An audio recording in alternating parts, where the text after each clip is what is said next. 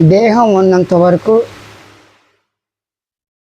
అంటే శరీరం ఉన్నంత వరకు ప్రతి ప్రాణితో మానవ సహితంగా మనం ఉన్నాం.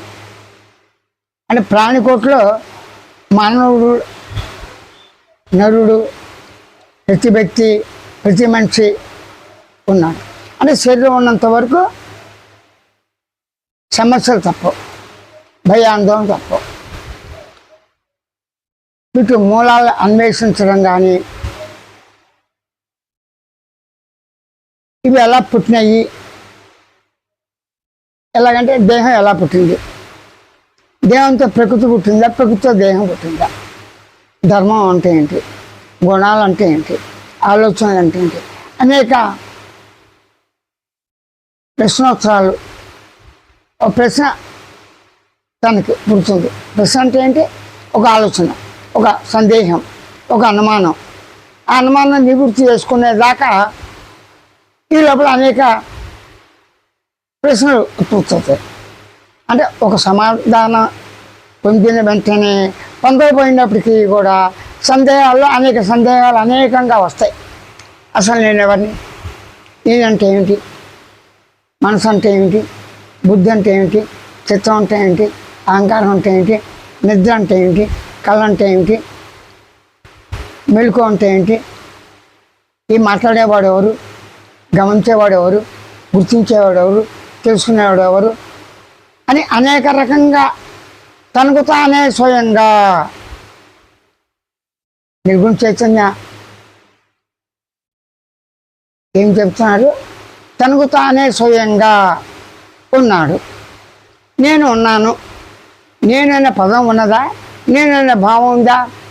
భావాన్ని విడిచిపెట్టే పదం కానీ, పదాన్ని విడిచిపెట్టే భావం కానీ ఉండటం అసంభవం, అసాధ్యం.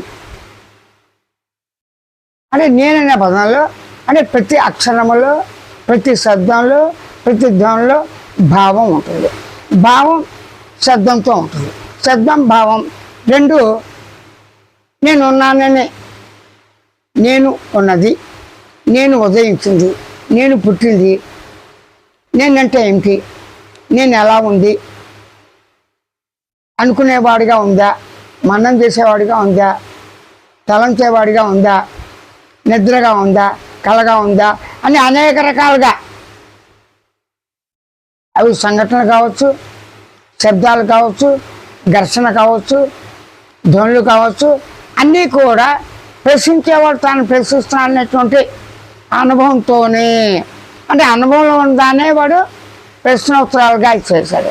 అనుభవంలో ఉంది, సందేహం ఉంది. నేను ఉన్నాను, దేహంగా ఉన్నాను. దేహం అనుభవంలో ఉంది కదా, అనుభవంలో దేహం ఉన్నది కనుక అనుభవంలో ఉన్న దేహాన్ని అనుభవించేవాడే. దేహాన్ని అనుభవించేవాడు కర్త కర్మ క్రియగా తానే ఉన్నాడు. అంటే తాను ఉన్నాడు. తాను ఎలా ఉన్నాడు? నేను ఎలా ఉన్నాను? నేను శబ్దం ముందు ఏముంది? నేను ధ్వని కదలిక ముందు ఏముంది? నేను అనే శబ్దం కణాలు. కణం అంటే ఏమిటి? పదార్థం. శబ్దం పదార్థం, నిశ్శబ్దం అనే పదం పదార్థం. భావం, ఆ భావం అంటే ఏంటి? తెలుసుకునే లక్షణం కావచ్చు, ఎరుక లక్షణం కావచ్చు, జ్ఞాన లక్షణం కావచ్చు, సూచి లక్షణం కావచ్చు, గమనించే లక్షణం కావచ్చు, ఏదైనా కావచ్చు, చైతన్యమే.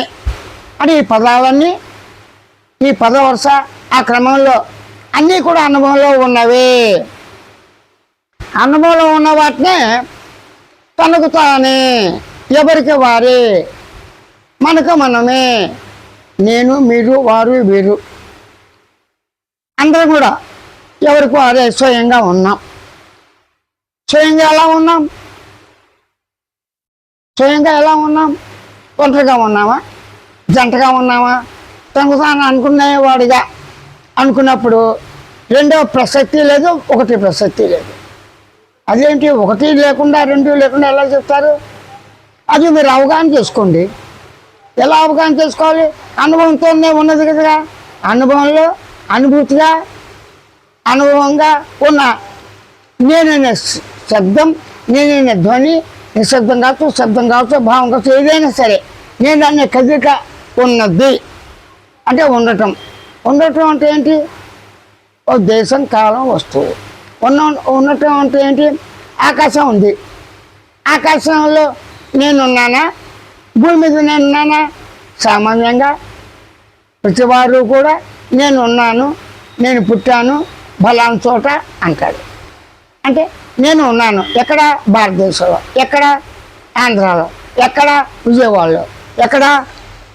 దుర్గమ్మ తల్లి క్షేత్రం దగ్గర అని అనేక రకాలుగా తన ఉనికిని అనుభవం ఉందాన్ని అనుభవంగానే తాను గుర్తించిన, గమనించిన, తెలుసుకున్న దాన్ని తనకు తానే ప్రయత్నం చేయలేదు.